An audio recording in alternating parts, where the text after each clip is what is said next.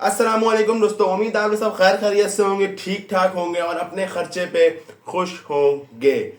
दोस्तों, बड़ी खबर आ रही है कि बाबर आजम जो है वो T20 की टीम में शामिल होने वाले हैं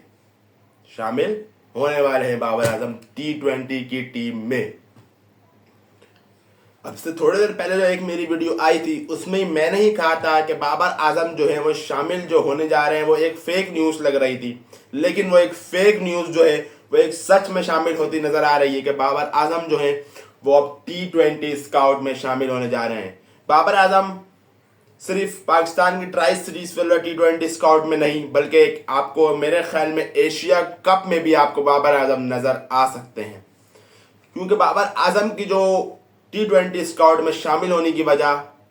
वो बाबर आजम को किसी को पसंद नहीं। बाबर आजम को उसने T20 टीम में ज़बरदस्ती प्रेशर दे के शामिल किया है, बल्कि वजह यह है कि फ़खर ज़मान की इंजरी। जी हाँ, फ़खर ज़मान जो इंजरी हुए थे वो सिर्फ हुए थे कि वेस्ट इंडीज़ की सीरीज से फ़खर ज़मान बाहर हुए थे। खबर तो ये भी आ रही थी कि फ़खर ज़मान ट्राई नेशन सीरीज में जो अफगानिस्तान, UAE और पाकिस्तान के दरमियान खेली जानी है उसमें फ़खर ज़मान शामिल होंगे, लेकिन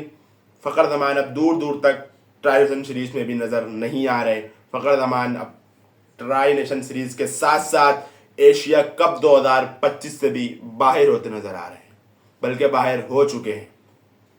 अब इसके बदले बाबर आजम को शामिल कर लिया गया है, ये कहकर कि बाबर आजम जो है वह फ़खर ज़मान की रिप्लेसमेंट है। चलो, ये बात मान ली मैंने। बाबर आजम अच्छे प्लेयर हैं, फ़खर ज़मान की जगह पूरी कर सकते हैं। फ़खर ज़मान जो एक रोल टीम में जो प्ले करते थे, जिम्मेदारी लेते थे, अब वो बाबर आजम लेंगे। और शुरू से बाबर आजम ने जिम्मेदारी अपने ऊपर ली है, लेकिन वो उनसे नहीं हो पाता, वो अलग बात है। वो मैच फिनिश नहीं कर पाते, ये अलग बात है। लेकिन बाबर आजम ज़बरदस्त किस्म का प्लेयर है, technical solid player Babar Azam है, यह बात हर कोई मानता है। बाबर आजम एक VIP प्लेयर है, लेकिन मेरा मशवरा यह है जहां पर फ्लैट पिच हो वहां पर बाबर आजम को टीम में नहीं शामिल होनी चाहिए, और जहां पर स्पिन ट्रैक हो वहां पर बाबर आजम को टीम में लाजमी शामिल होनी चाहिए, क्योंकि फ्लैट पिच पर बाबर आजम अच्छा नहीं खेले। फ्लैट पिच पर आपसे ज़्यादा साइम अय्यूब और शहादत फरहान और हसन नवाज से अच्छा मैं नहीं मानता कि बाबर आजम खेल सकता है फ्लैट पिच पे। जो हसन नवाज ने जो टेक्निक हसन नवाज की सॉलिड है, और ज़्यादा फरहान और साइम अय्यूब की तो बात ही ना करें, दोनों VIP ओपनिंग से आपको स्टार्ट दे सकते हैं। जहां पे स्पिन पिच हो आप वहां पर बाबर आजम को लेके जाओ। सवाल ये नहीं बनता कि बाबर आजम टीम में शामिल कैसे हुए,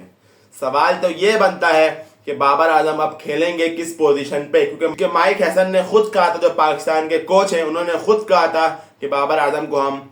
ओपनिंग के कैंडिडेट में रखेंगे। लेकिन अब ओपनिंग से आप उन दोनों को हटाओगे तो फिर बाबर आजम को ओपनिंग कराओगे, तो मैंने इससे पहले वाली वीडियो में भी कहा था कि फिर शहादत फरहान ने खुद कह दिया है कि मैं नंबर 3 पे यानी कि 1 डाउन नहीं खेल सकता, और वो साबित भी कर चुके कि जब जब उनको 1 डाउन मौका दिया गया है तो उनका कैरियर तबाही हुआ है। इससे पहले भी उनको 1 डाउन पे बारी दे देकर यह कह दिया गया था कि शहादत फरहान एक इंटरनेशनल मटेरियल नहीं है, लेकिन उनको जब ओपनिंग के स्लॉट पे लाया गया तो उन्होंने साबित किया कि वो इंटरनेशनल मटेरियल नहीं बल्कि तबाकुन मटेरियल मौजूद है। शहादत फरहान एक ऐसे खिलाड़ी है जो आपको एक ऊपर से ज़बरदस्त किस्म की बेस बनाकर दे सकते हैं, जो पाकिस्तान टीम पिछले कई सालों से मिस कर रही थी। ओपनिंग से एक एग्रेसिव स्टार्ट वो शहादत फरहान और साइम अय्यूब के अंदर मौजूद है। शहादत फरहान भाईजान मैच के पहले बॉल से छक्का मारने की सलाहियत रखता है, वो बंदा अग्रेसिव खेलता है। आप उसका पहला ओवर अगर जहां स्पिनर को लगा दिया तो वो छक्के मारे बगैर पहला ओवर निकाल के दिखा दे, अगर वो जब तक कोई मुश्किल पिच ना हो। शहादत फरहान एक मतलब एग्रेसिव, उसका माइंडसेट एग्रेसिव दिखता है, वो हर बॉल पे यानी 6 मारने की कोशिश करता है। ये इस बंदे के अंदर टैलेंट मौजूद है जो पाकिस्तान टीम को अभी चाहिए भी। तो बाबर आजम के पास अभी यही मौका है कि वेस्ट इंडीज की जो सीरीज है ODI स्काउट, बाबर आजम जो इसमें शामिल है, बाबर आजम अगर इसमें अपने आप को प्रूफ कर देते हैं कि वो कितने बड़े प्लेयर हैं, जो कि हैं बड़े प्लेयर, लेकिन अपने आप को उनको प्रूफ करना पड़ेगा कि वो अब T20 में भी खेल सकते हैं। ODI में तो वो है बड़े प्लेयर, टेस्ट में तो है बड़े प्लेयर, लेकिन T20 में बाबर आजम ने जो अपने आप को प्रूफ करना है उसके लिए बाबर आजम के पास एक वनडे सीरीज मौजूद है अगेंस्ट वेस्ट इंडीज, उसमें बाबर आजम को अपने आप को प्रूव करना है कि वो कितने बड़े प्लेयर हैं, तब फिर जाके बाबर आजम पे जाके क्रिटिसिज्म कम होगा, वरना बाबर आजम इस टाइम अभी क्रिटिसिज्म के समझ लो ना, मतलब एक तरीके से बोझ में आ जाएंगे, वरना फिर उनका एशिया कप भी जो बाबर आजम का बर्बाद होता नजर आएगा। अब एक क्वेश्चन और ये, अगर जहां ओपनर 12 ओवर खेल जाते हैं, जिस तरह हमने देखा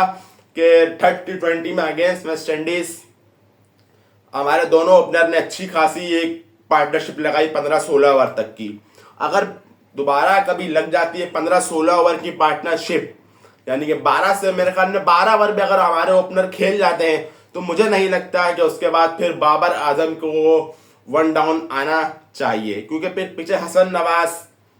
जैसा प्लेयर, खुशदिल शाह जैसा प्लेयर, मोहम्मद हारिस जैसा प्लेयर मौजूद हो, फिर बाबर आजम वहां पे आए आखिरी फिनिशिंग करने, तो ये भी बाबर आजम पे सूट नहीं करता, क्योंकि बाबर आजम का कभी ये रोल नहीं रहा कि फिनिशर का काम जो बाबर आजम ने कभी नहीं किया, और बाबर आजम इस चीज को मेरे ख्याल से कर भी नहीं सकता, क्योंकि बाबर आजम एक मतलब मैच ले चलने वाला प्लेयर होता है, सिंगल डबल ट्रिपल वाला प्लेयर है। मैं ये नहीं कह रहा कि Babar Azam modern day player नहीं है, लेकिन उस टाइप का मॉडर्न डे प्लेयर नहीं जिस टाइप का ये पाकिस्तान को जरूरत है।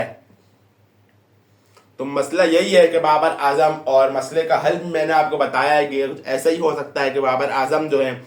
फिर वन डाउन पोजीशन पर हमें क्या पता खेलते हुए नजर आए, क्योंकि ओपनिंग तो आप नहीं छेड़ सकते, क्योंकि ओपनिंग में आपकी एक जबरदस्त किस्म की ओपनिंग मिली हुई है आपको T20 की।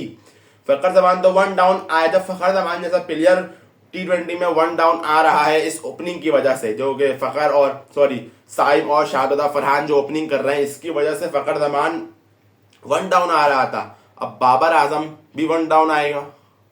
क्वेश्चन ये। अब देखते हैं इसका क्या हल निकलता है। इसके लिए बाबर आजम के पास, मैं अभी दोबारा बोल रहा हूँ कि सीरीज मौजूद है, बाबर आजम को प्रूव करना होगा कि वो कितना बड़ा प्लेयर है वेस्ट इंडीज की सीरीज में, जो कि 8 अगस्त से शुरू होने जा रही है फ्राइडे के दिन। तो बाबर आजम को अब मौका है, लास्ट मौका है उनके पास, और ये हल भी सिर्फ यही है कि बाबर आजम ही आएंगे फखर जमान की जगह, इसके अलावा कोई रिप्लेसमेंट मौजूद नहीं है पाकिस्तान के पास।